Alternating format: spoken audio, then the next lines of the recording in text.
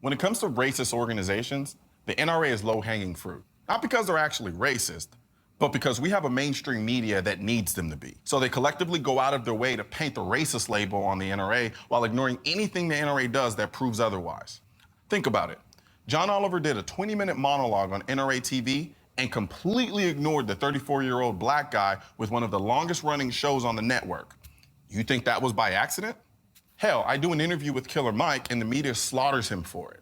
Next thing I know, I see them using the most disgusting race baiting imaginable to try to delegitimize his opinion. I cannot believe he has allowed himself to be a puppet for the NRA, and I believe that the only reason the NRA is doing it is because it will sell more guns. Any person who is fearful of black men will take one look of that man wearing his gold chain, and what are they going to do? They're going to run out to whatever local store they can, and they're going to get another gun. Right. It's a vicious cycle. But when the NRA comes to the aid of a black person, these people are nowhere to be found. They're nowhere to be found because if they actually point out the fact that the NRA has done more than any organization to protect the Second Amendment rights of African Americans, yeah, I just said that, she likely wouldn't have a show.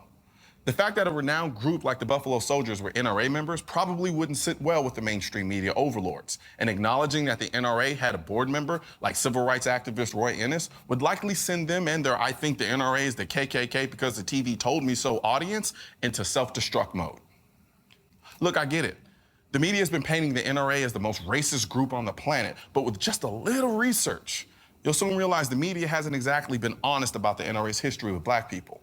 Because of this, I now have to re-educate you on everything that you thought you knew, but didn't know you didn't know about the NRA and black folk. So here's what I want you to decide.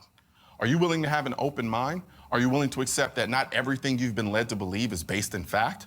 Are you willing to extend to me the courtesy of at least explaining how I, a young black man with views on many issues that fall far outside the Republican mainstream, came to believe no organization represents my interests better than the NRA?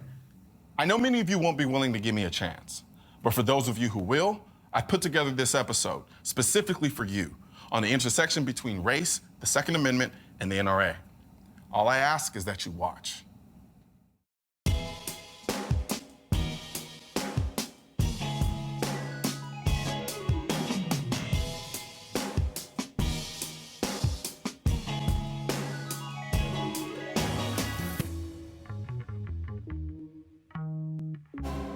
I remember when I first got the call from the NRA. I didn't really believe it was the NRA.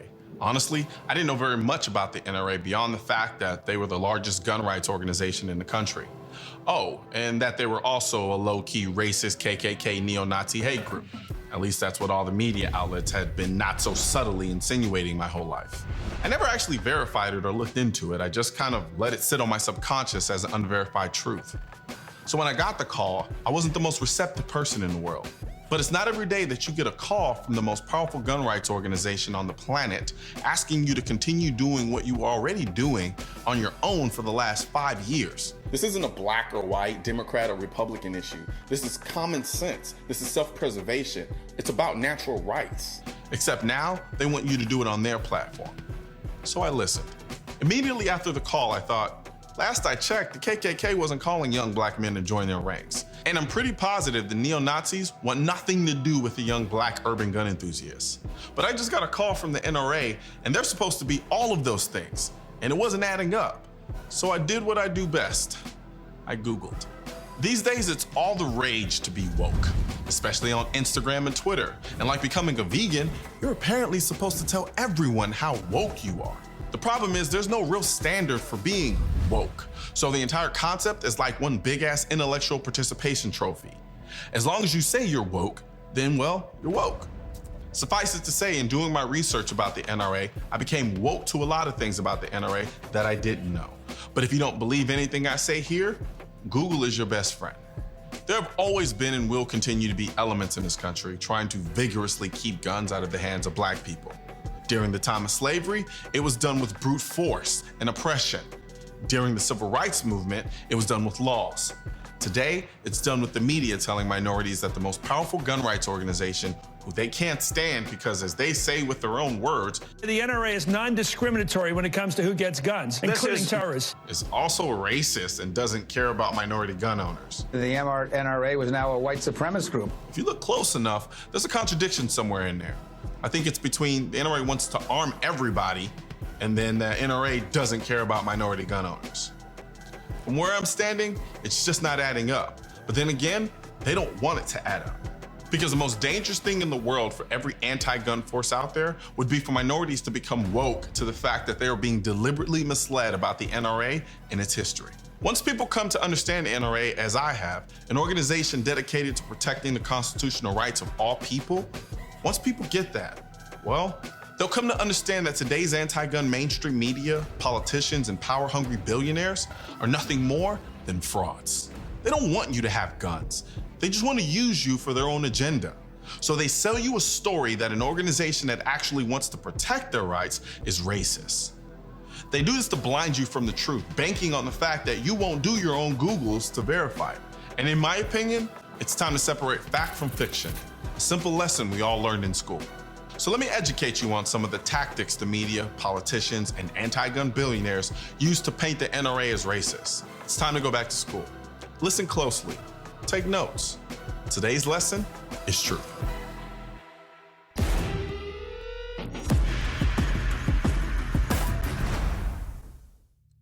Throughout my life, I've been called a nigger, monkey, coon, and a host of other sophomoric racial slurs by people who have the mental acuity of a doormat. However, I never felt more offended than I did when I became an NRA commentator and was instantly judged by the left-leaning media as a fake, a prop, a token, and a fabrication simply because I was black. I personally know this tactic of those unjustly calling the NRA racist in an effort to advance their anti-gun agenda. It's called judgment, the act of believing you know how someone else should live their life, and if they don't follow it, you assassinate their character. Let's learn about it.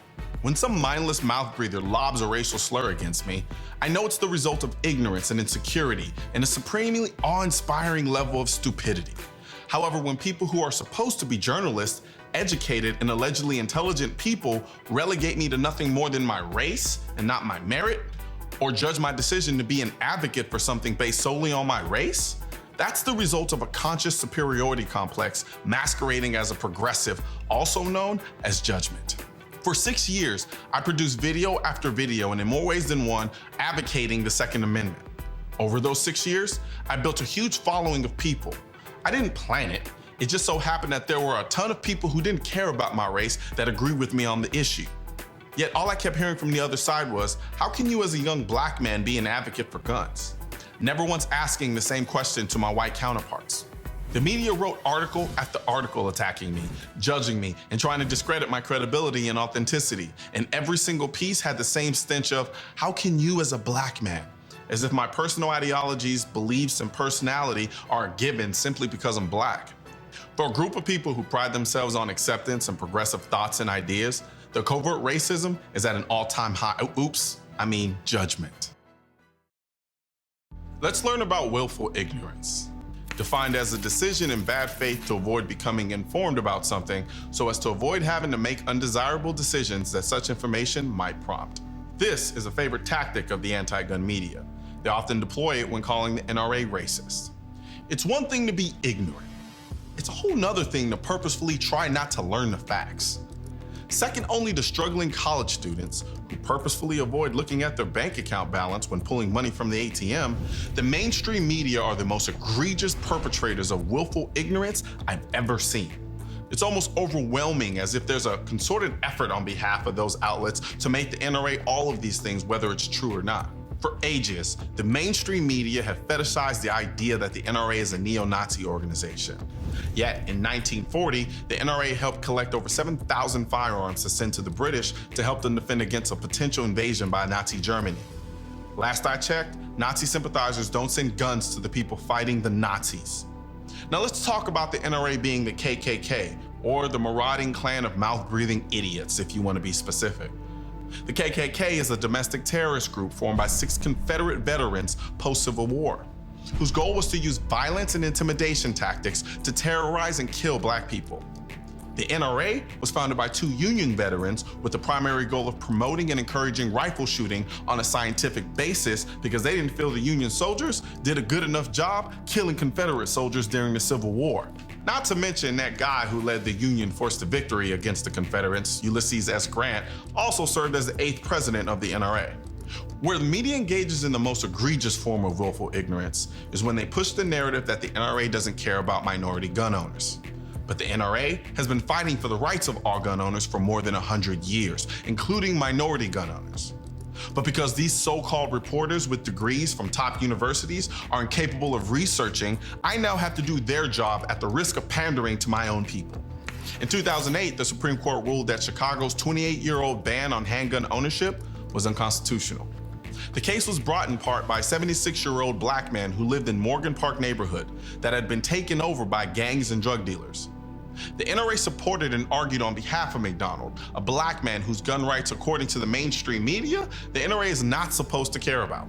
Josephine Byrd, an elderly black woman, her building was overrun with crime, drugs, and prostitutes. Josephine wanted a gun for protection, but the Wilmington Housing Authority banned their elderly tenants from owning a gun for protection. Did any of the people who claim the NRA doesn't care about minority gun ownership step up and help Ms. Byrd? No, but the NRA did. They helped her sue the Housing Authority, where the Delaware Supreme Court ruled in her favor. Ms. Byrd was later specially recognized at the NRA membership meeting and was also featured in a national TV ad paid by the NRA that, as you guessed, most of the media ignored. None of these examples were exceedingly hard to find. I didn't have to travel to Timbuktu and climb some mountain to locate a secret library where this information was hidden. I simply took 30 minutes of looking past the biased accusations from the anti-gun media, and poof, there it was. But I guess in a day and age of IG memes and 140-character tweets, one can't be pressed to actually research beyond headlines. For those who lob accusations of racism at the NRA without any justification, you know the word privilege is not far behind. Ironically, the same people who throw around the word privileged are themselves guilty of it. So let's learn of privilege. Getting to make false claims about a group of people, and because you belong to a group of privilege, you're not held accountable. I think people fail to realize that there are different types of privilege, and like a lot of ingredients in our food these days, some of them are artificially made. I call them the fabricated untouchables. They're a social construct made by anti-gunners who rely on the constraints that hyper-political correctness places on social discourse to shield themselves from critique while they make every false accusation in the book against anyone who disagrees with them. You see this form of social justice warrior privilege clearly when it comes to the issue of women and guns. The NRA just reinforced what we already knew about them, that they were a sexist, racist organization that only stands for the rights of white gun owners. They get away with labeling an entire organization as sexist that consists of 5 million members. An organization that has had several female presidents, is the biggest group advocating female self-protection against abusive spouses, rape, and attacks, has entire platforms dedicated to female Second Amendment rights, yet and still women like Linda Sarsour and Tamika Mallory can claim progressive privilege and call the NRA racist and sexist without any accountability because they lead a useless women's march, which is only beneficial to women in name, that they themselves barely march in, yet these same women are anti-gun and would rather a woman be relegated to peeing on herself to stop a rapist instead of her having a gun to blow the rapist away. But guess what's going to happen after this video comes out? I'm going to be labeled a sexist misogynist simply for critiquing the real benefits of a woman's march against an organization who spends countless dollars and resources fighting for women's right to own a firearm unencumbered by overreaching gun control laws. Let's talk about hate. An intense and irrational dislike for anything that stands in their way of power and control. The media projects its hate and people it doesn't like on an hourly basis. You'd be hard-pressed to find another organization in this country that the mainstream media and anti-gun politicians hate more than the NRA. Their ultimate goal is power and control. They want you so powerless that the political and financial elite don't have to worry about you exerting power when they become more tyrannical, or so defenseless that you have to rely on them for your safety, which means they completely and utterly control you. This is why they hate, not dislike, not annoyed with, but hate the NRA. They hate the NRA because it's the biggest obstacle standing in the way of their goal of power and control, because you can't control people who have the ability to adequately defend themselves. And people who can adequately defend themselves don't have to rely on them for their safety. They don't even bother hiding this fact. Every chance they get, they're telling people how they can't pass more gun control laws because of the NRA. As if the NRA is anything more than the collective power of their over 5 million gun-owning members. They know the power of the NRA is in its membership, so they do everything in their power to dissuade anyone from joining them by attacking the reputation of those members. The NRA's position reminds me of negotiating with the Iranians or the communists. What's so disgusting about it is that they use hate to do it. They exploit the racial sensitivities and past of unassuming minorities by collectively pushing the rhetoric that the NRA is a racist hate organization who at best doesn't care about minority gun owners and at worst hates them. Yet this is the same media and political elites who in one breath say, don't join the NRA, they're racist, they don't care about minority gun owners. And then in another breath, push gun control laws that disproportionately affect the ability of minorities to own guns. Then when the NRA steps in to contest these gun laws, they say, oh, the NRA wants to arm thugs and drug dealers in the inner city. Their agenda has nothing to do with saving lives. It's about undermining the only organization powerful enough to stop them from accomplishing their goal of slowly eradicating the Second Amendment.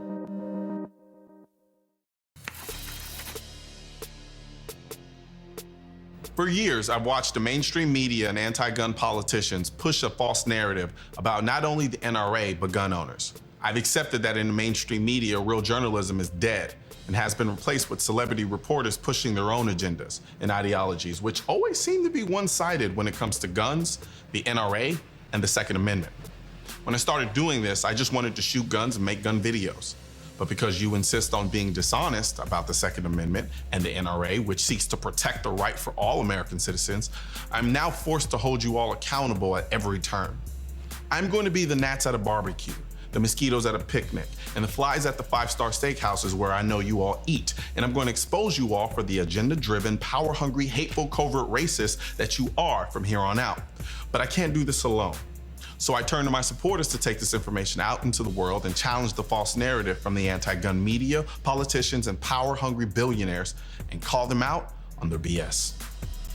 Real quick before you go, I want to talk about the guide I put together titled, If I Could Carry Only One Gun. In this guide, I talk about which gun that would be and the reasons why. So be sure to click the link in this video to download your free copy today. And don't forget to like, share, and subscribe to the channel. I'm Colion Noir, and I'm out.